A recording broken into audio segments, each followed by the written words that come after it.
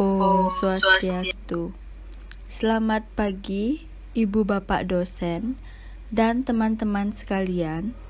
Kami akan membahas mengenai bioteknologi farmasi rekombinan blood product agen trombolitik. Adapun nama kelompok kami, yang pertama Komang Ratih Tirtayani dengan NIM 251, Kurniawan Wisnu Putra dengan NIM 252, Hadia Aswamadanti dengan NIM 253, Nikade Ayu Surya Atnyani dengan NIM 254, dan yang terakhir Nikade Wiwin Natali dengan NIM 255.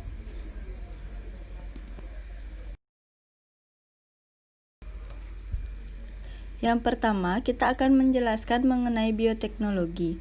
Bioteknologi ini berasal dari dua kata, yaitu bio dan teknologi. Bio yang berarti makhluk hidup, sedangkan teknologi yang berarti cara untuk memproduksi barang atau jasa. Dari paduan kata tersebut, menurut European Federation of Biotechnology mendefinisikan bioteknologi sebagai perpaduan dari ilmu pengetahuan alam dan ilmu rekayasa yang bertujuan meningkatkan aplikasi organisme hidup, sel, bagian dari organisme hidup, dan atau analog molekuler untuk menghasilkan produk dan jasa. Pengertian bioteknologi menurut terminologinya, kata bioteknologi ini dibagi menjadi tiga, bio, tekno, dan logi. Bio memiliki pengertian agen hayati yang meliputi organisme, jaringan atau sel, dan komponen subselulernya. Sedangkan tekno memiliki pengertian teknik atau rekayasa, yaitu segala sesuatu yang berkaitan dengan rancang bangun, misal untuk rancangan bangun suatu bioreaktor. Cakupan teknik ini sangat luas, antara lain teknik industri dan kimia. Sedangkan logi memiliki pengertian ilmu pengetahuan alam atau sains yang mencakup biologi, kimia, fisika, matematika. Ditinjau dari sudut pandang biologi, maka bioteknologi merupakan penerapan biologi molekuler, mikrobiologi, biokimia, dan genetika. Bioteknologi modern tidak terlepas dengan aplikasi metode-metode mutakhir bioteknologi seperti yang pertama, kultur jaringan merupakan suatu metode untuk memperbanyak jaringan atau sel yang berasal atau yang didapat dari jaringan orisinal tumbuhan atau hewan setelah terlebih dahulu mengalami pemisahan secara mekanis atau kimiawi secara vitro.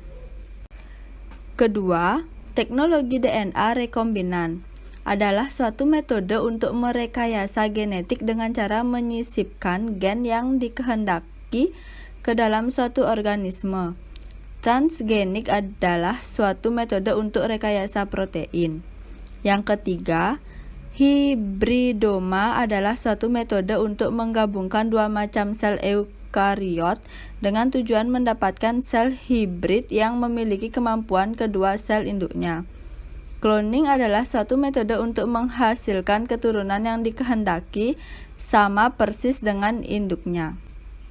Yang keempat, polymerase chain reaction atau PCR merupakan metode yang sangat sensitif untuk mendeteksi dan menganalisis sekuen asam nukleat. Yang kelima, yaitu hibridisasi DNA adalah metode untuk menyeleksi sekuen DNA dengan menggunakan probes DNA untuk hibridisasi atau pencangkapan rantai DNA pita ganda.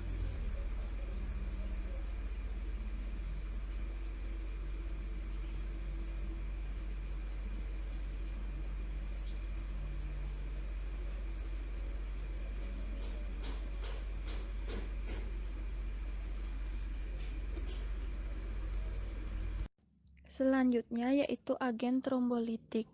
Agen trombolitik yaitu agen yang bisa melisiskan jendelan-jendelan di pembuluh darah Terapi trombolitik dikenal sebagai obat pengencer darah yang telah digunakan untuk mengobati keluhan tromboli vena dan arterial yang merupakan penyebab utama kematian. Agen trombolitik biasanya digunakan untuk trombosis vena, emboli paru, infak miokardiak, tromboli arteri, dan stroke iskemik akut. Jenis obat trombolitik saat ini yang beredar di pasaran diantaranya yang pertama yaitu ateplase, kemudian anistreptase, urokinase, streptokinase, tenecteplase, dan sebagainya. Alteplase atau tisu plasminogen aktivator (TPA) merupakan salah satu agen trombolitik. TPA adalah protease serin yang berperan dalam fibrinolisis yang mengubah plasminogen menjadi plasmin. Mekanismenya yaitu dengan cara memecah satu rantai plasminogen menjadi dua rantai yang dihubungkan oleh ikatan disulfida dan menghasilkan senyawa yang disebut plasmin. Tisu plasminogen aktivator merupakan protein manusia yang terdiri dari 527 residu asam amino, termasuk 35 residu sistein yang masuk ke dalam pembentukan 17 ikatan disulfida. Human tissue plasminogen activator berisi 5 domain struktural yang berbeda. Tisu plasminogen aktivator atau TPA yang juga dikenal sebagai fibrinokinase ini disintesis terutama pada sel endotel vaskular atau sel-sel yang melapisi bagian dalam pembuluh darah. Dalam alteplase terdapat 5 domain utama, yaitu finger, growth factor, crinkle 1, crinkle 2, dan protease. TPA menampilkan 4 potensi situs glikosilasi, 3 diantaranya adalah glikosilasi residu 117, 184, dan 448. Gugus karbohidrat memainkan peran penting dalam menengahi hepatik penyerapan TPA. Hal ini biasanya ditemukan dalam darah dalam dua bentuk, yaitu satu rantai polipeptida tipe 1 TPA dan struktur dua rantai tipe 2. Proteolitik berasal dari struktur rantai tunggal. Selanjutnya yaitu upstream proses. Yang pertama ada host, sistem ekspresi mamalia menghasilkan protein yang dilipat dan dirakit dengan benar dan mampu melakukan modifikasi pasca translasi seperti glikosilasi, fosforilasi, dan jembatan disulfida. Protein rekombinan dari sistem ekspresi mamalia biasanya lebih mirip dengan protein manusia asli daripada sistem host lain seperti bakteri, tumbuhan, dan ragi. Namun ada kekurangan potensial pada sistem ekspresi sel mamalia. Ini termasuk hasil protein yang seringkali jauh lebih rendah daripada sistem ekspresi prokariotik, dan persyaratan nutrisi yang lebih kompleks dan kultur sel lebih sulit tumbuh dalam skala besar. Keuntungan mengekspresikan protein rekombinan pada E. coli adalah hasil panen yang tinggi, kemudahan perawatan, dan genetika yang dengan baik. Sifat dari sistem ekspresi yang berbeda dieksploitasi untuk menghasilkan variasi TPA baru untuk memodifikasi dan memperbaiki fungsi TPA. Kedua, sumber gen. Tisu plasminogen aktivator atau TPA dimurnikan dari cairan kultur sel melanoma manusia. Kultur sel ini diperoleh dari sel melanoma paru dan metastasis dari seorang pasien bernama Bowes G. Moore. Pada tahun 1974, sel melanoma manusia secara aktif mensintesis dan mensekresikan TPA yang digunakan untuk pembuatan poli mRNA. Yang ketiga, mekanisme cloning. Reaksi ligasi antara produk PCR dan vektor T PTZ57R dilakukan dan sel E. coli top 10F ditransformasikan. Klon rekombinan diperoleh dengan menggunakan blue width screening, dan sequencing dilakukan dengan menggunakan untaian M13 awal dan M13 akhir untuk memastikan integritas urutan gen. Gen tersebut kemudian dicerna dengan menggunakan entol dan encol, dan di subklon pada vektor ekspresi spesifik Leishmania PFX1,4 SAT dan PFX1,4 HYG. Vektor rekombinan digunakan untuk transformasi sel E.Fi dan vektor rekombinan digunakan untuk transformasi sel EFI top 10F, dan setelah pemilihan klon rekombinan dalam media yang mengandung ampicillin, plasmidnya diambil. Klon terpilih yang mengandung sisipan TPA dikonfirmasi dengan menggunakan analisis PCR dan enzimatis digestion. Yang keempat, ekspresi gen. Kemampuan untuk mengekspresikan protein rekombinan dalam jumlah besar adalah salah satu manfaat yang dapat diperoleh dari cloning cDNA.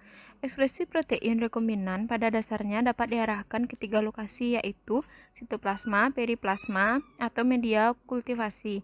DNA rekombinan yang diperoleh diekspresikan dengan vektor ekspresi spesifik Leishmania PFX1,4 SAT dan PFX1,4H. Vektor ekspresi ini memiliki 5 aksen dan 3 aksen urutan ribosom kecil subunit. Mereka menghasilkan transkripsi tingkat tinggi dengan cara ini. Transkripsi gen terjadi dengan menggunakan RNA polimerase 1. Yang kelima, proses fermentasi. Hasil yang telah diperoleh dari proses upstream kultur di media brain heart infusion broth ditambah dengan 15 mikrogram per mili hemin, streptomycin 50 mikrogram per mili, dan penisilin 50 IU per mili. Media padat digunakan untuk memilih klon rekombinan dan koloni tunggal pada permukaan media. Dipilih media kultur padat yang mengandung 50 mikrogram per mili nurseotromycin dan 25 mikrogram per mili hygromycin B. Sekitar 5 mikrogram dari setiap vektor ekspresi dicerna dan dilinearisasikan dengan swal untuk elektroporasi. Integrasi keset ekspresi ke lurus SSU RNA dikonfirmasi dengan menggunakan PCR pada DNA gemonik.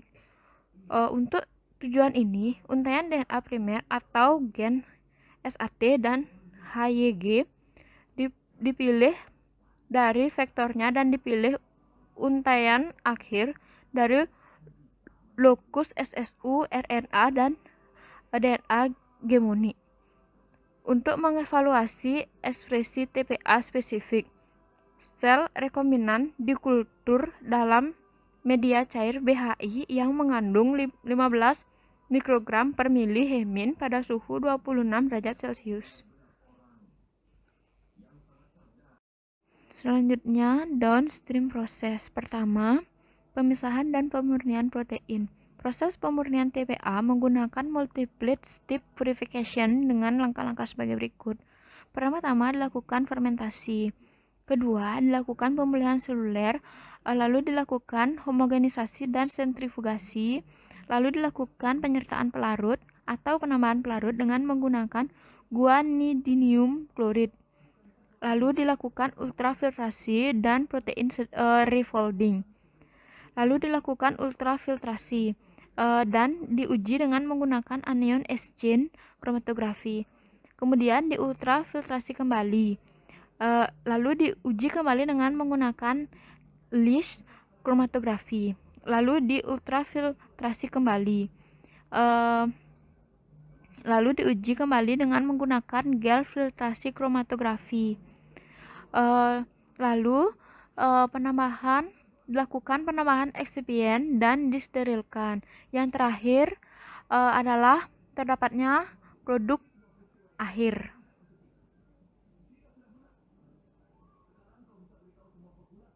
Yang kedua ada ultrafiltrasi, di mana teknik ultrafiltrasi efektif digunakan untuk menghilangkan seluruh sel atau serpihan sel dari larutan. Serat membran yang digunakan dalam proses levasi mikrofi umumnya memiliki diameter pori mulai dari 0,1 sampai 10 mikrometer. Pori-pori seperti itu mempertahankan seluruh sel dan partikel besar, gagal mempertahankan sebagian besar komponen makromolekul seperti protein. Dalam kasus membran ultrafiltrasi, diameter pori biasanya berkisar antara 1 sampai 20 nanometer. Ultrafiltrasi umumnya dilakukan pada skala laboratorium dengan menggunakan sistem sel teraduk. Selaput pada membran ditempatkan pada mesh di bagian bawah sel dan material yang akan dipekatkan kemudian dipindahkan ke dalam sel. Penerapan tekanan biasanya menggunakan gas nitrogen. Molekul-molekul lebih rendah daripada ukuran pori-pori pemotong, misalnya air, garam, dan senyawa dengan berat molekul rendah. Semuanya melewati lapisan ultrafiltrasi sehingga memusatkan spesies molekuler yang memiliki massa molekul jauh lebih besar daripada titik potong molekul. Polarisasi, konsentrasi, atau pembentukan lapisan terkonsentrasi molekul secara langsung di atas permukaan membran yang tidak dapat melewati membran, diminimalkan dengan mekanisme pengadukan yang beroperasi di dekat permukaan membran. Jika tidak terkontrol, polarisasi konsentrasi akan menghasilkan penurunan laju aliran.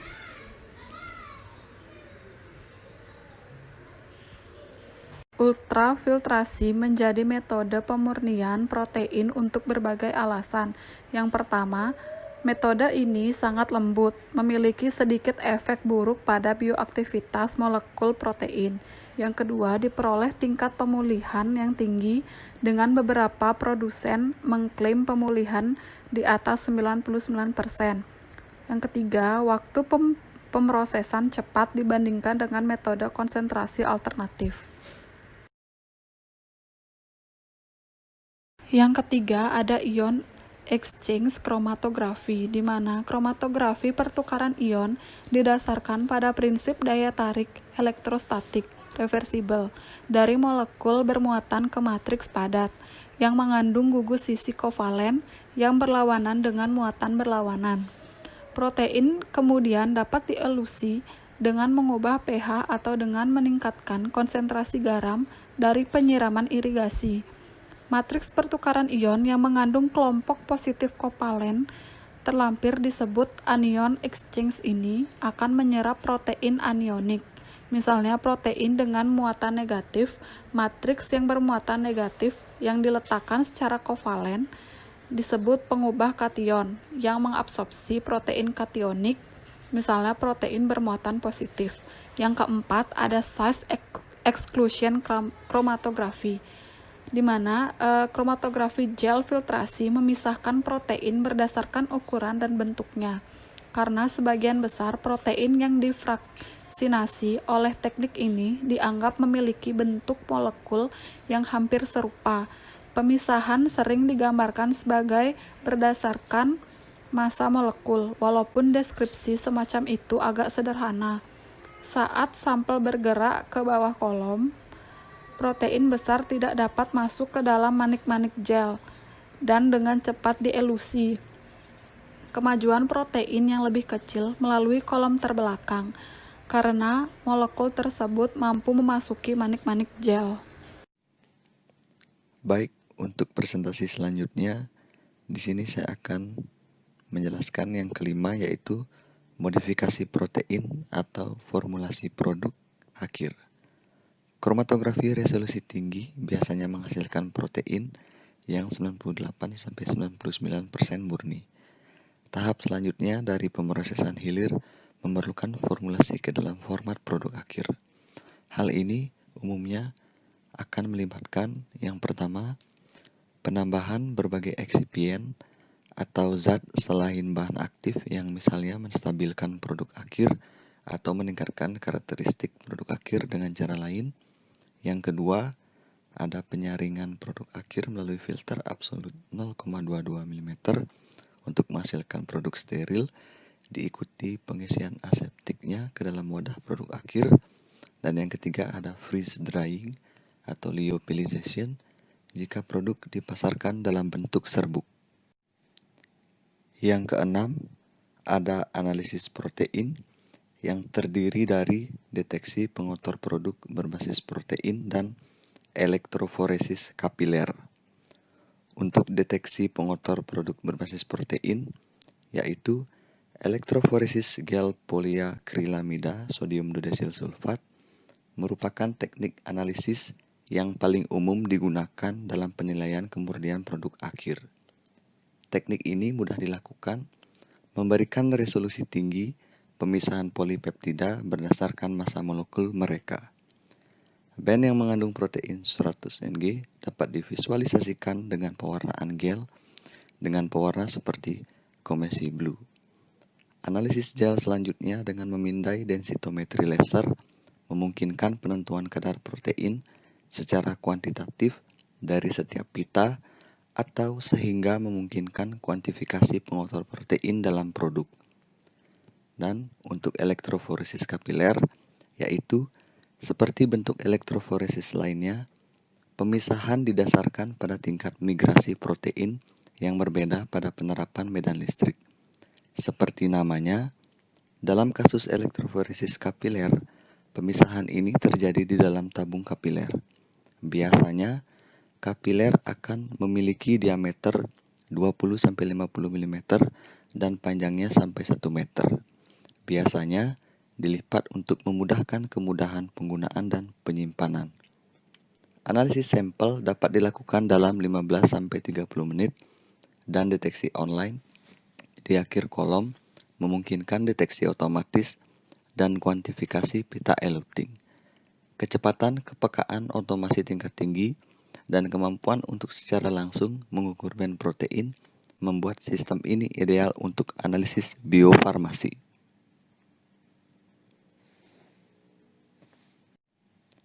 Yang ketujuh, ada High Pressure Liquid Chromatography atau yang disingkat dengan HPLC. HPLC ditandai oleh sejumlah fitur yang membuatnya menjadi alat analisis yang menarik, di antaranya yaitu yang pertama, kecepatan fraksinasi yang baik atau seringkali hanya beberapa menit per sampel. Yang kedua, resolusi puncak yang superior. Yang ketiga, otomatisasi tingkat tinggi atau termasuk analisis data. Dan yang terakhir, siap tersedia komersial berbagai sistem canggih. Baik, sekian presentasi dari kelompok kami.